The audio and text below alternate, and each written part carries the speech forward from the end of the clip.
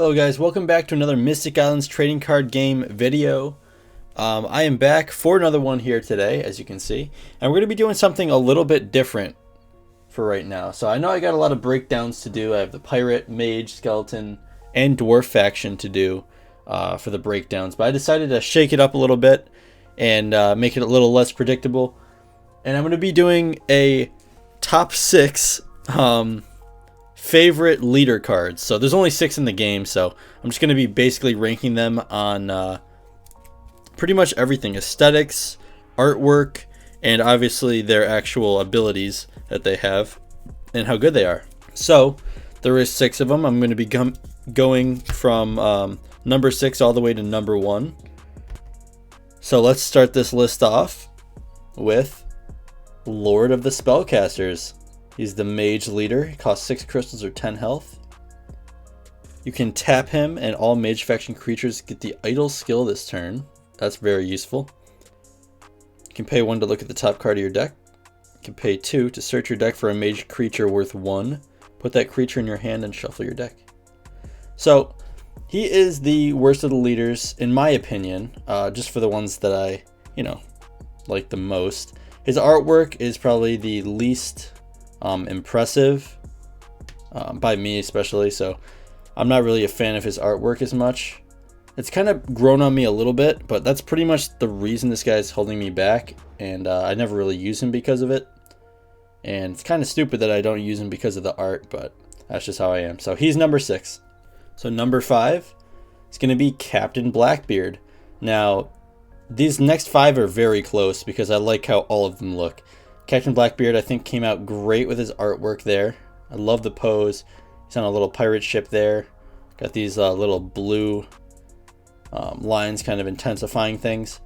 He's the pirate leader. He costs 6 crystals, 10 health. You can tap him just to draw a card. You can pay a crystal and your opponent has to discard a card, but you lose 1 health. Pay 2 crystals to add 1 health to him. Pay 3 crystals to search your deck for a pirate faction card.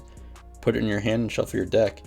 So he is in a way kind of just better than Lord of the Spellcasters, unless you need to use the idle skill, which can be very, very, very useful, especially going against goblin decks or other mage decks actually. So yeah, he's solid. He has a little bit more options on him, so I don't know if he's a better leader overall, but his artwork kind of edges it out here for me. So he is number 5. Coming in at number 4, we have King Grundy. Now, it was hard to put him this low because I love his artwork so much. He's one of my favorite artworks in the game for sure, which I'm going to be having one of those videos up in the future, top 10 favorite card arts. But this guy, I love the red. It came out very vibrant. Kind of looks a little bit too vibrant on camera, but it came out very nice. Cost 7 crystals, 12 health. You can tap him, give target creature +2 defense for this turn only. You can also tap him to draw a card.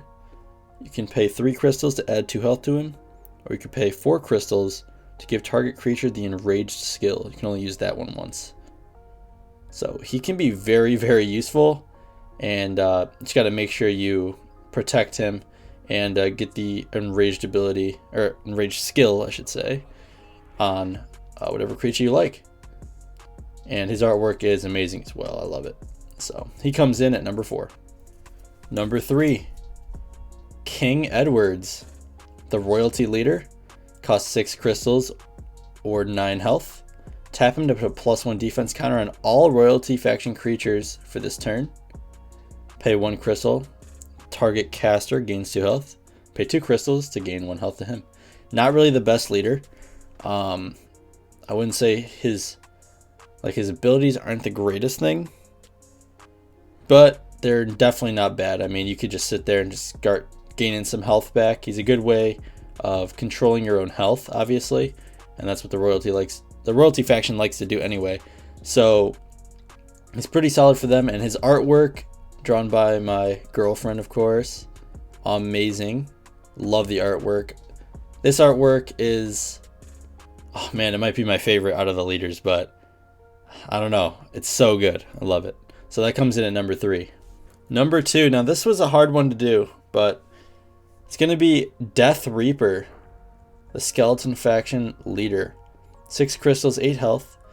Tap him to give target Skeleton Faction creature the decay skill. It's very, very useful if you're trying to kill your own creatures for your own benefit, or if your opponent's running skeletons, give him the decay skill, and he's not going to be living very much longer. So that's very good. You can pay 2 crystals, search your deck for a Skeleton Faction creature, put it in your hand, shuffle your deck. And probably the most overpowered ability on a leader, maybe not the most, but it's very useful. You can sacrifice him on your turn to gain 10 health. So he's very good. That's pretty much why he's at number 2.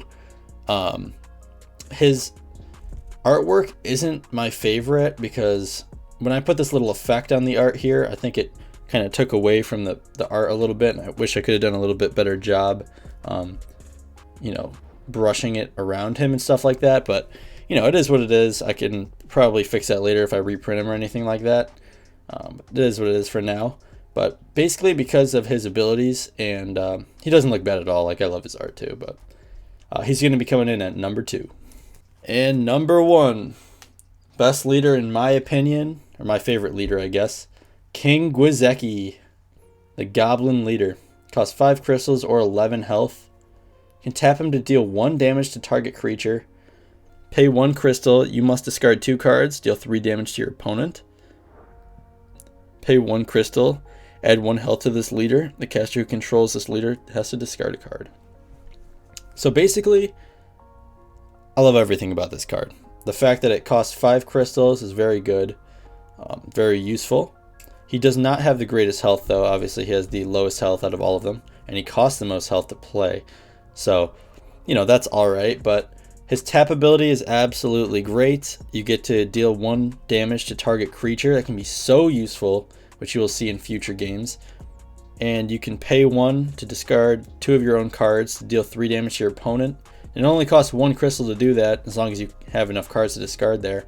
So that's a good way, and like at the end of the game, to just crush your opponent at the end and they have no way of answering. And of course the artwork, I mean, you can see his gut. His gut is glorious, okay? An amazing card, and this is actually one of my favorite parts of the art as well, because it's a little bit of an Easter egg I'll be showing you in another video. But I think he looks great. He fits exactly what I wanted him to look like, and my girlfriend drew him. Great job. So amazing. So she drew actually these top 3 that I all like. So yeah, that's going to come out as number 1, King Gwizeki. Thank you guys so much for watching. These were my top 6 leaders in order of my least favorite to my favorite. That doesn't mean that some are specifically more powerful than others. It's just my specific opinion on which one I like based on art, ability, and based around overall aesthetics and things like that. And thank you guys so much for watching, of course, as always. If you want to pick any of these up, first link in the description is my Game Crafter page. And if you guys have a different favorite card out of these 6, let me know down in the comment section down below. I'd really appreciate it. And I'm going to see you guys in the next one. Peace out.